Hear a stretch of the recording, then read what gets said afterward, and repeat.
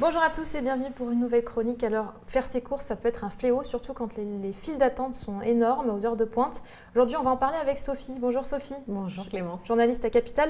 Donc, vous avez enquêté sur les caisses, ou en tout cas ce que ça engendre, les attentes, les files d'attente. Les efforts des grandes chaînes ont toujours été dans ce sens-là, de limiter l'attente des clients. Alors, qu'est-ce qui va changer ? Alors, ce qui a changé déjà, c'est l'arrivée en décembre dernier d'Amazon Go. Je ne sais pas si vous avez entendu parler de ce concept où finalement on n'a plus besoin de passer en caisse. On rentre, on prend ses produits et puis on sort juste en disant au revoir. Et on a juste passé son téléphone qui a reconnu la personne. Ensuite, elle a été filmée sous tous ses aspects. Et donc tout ça est pris en compte par des grands algorithmes et vous n'avez plus rien à faire. Bon, ça c'est un peu magique. C'est tellement magique que ça ne marche pas et donc ils ne l'ont pas pour l'instant ouvert, mais ils travaillent beaucoup dessus. Ça c'est Amazon, évidemment tout le monde a regardé et tout le monde s'est lancé dans différents scénarios pour pouvoir limiter, voire annuler le passage en caisse.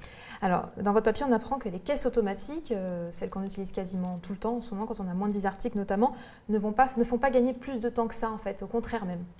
C'est vrai. Alors, en fait, c'est une impression de gain de temps. Là, on parle donc de toutes les caisses automatiques qui se sont multipliées. Il y en a aujourd'hui 13 000 rien qu'en France. Le truc, c'est que comme on n'est pas des pros, on passe environ 5, 6, 7 articles par minute, là où une pro en passe une vingtaine. Donc, en fait, on fait mumuse, mais on va très lentement.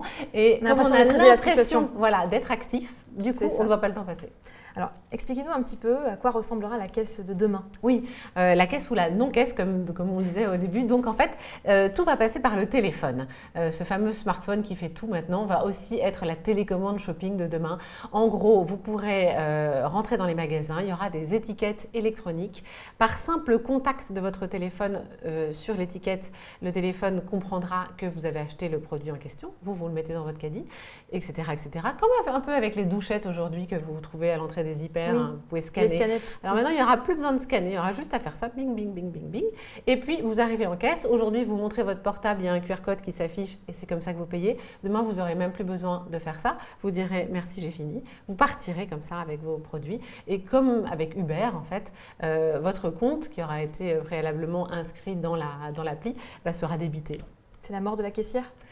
C'est un peu la mort de la caissière et ça a déjà commencé parce que je crois qu'il y en a 20 000 de moins qu'il y a 10 ans. Donc les caisses automatiques ont déjà limité beaucoup les caissières. Il y en a encore 250 000 en France.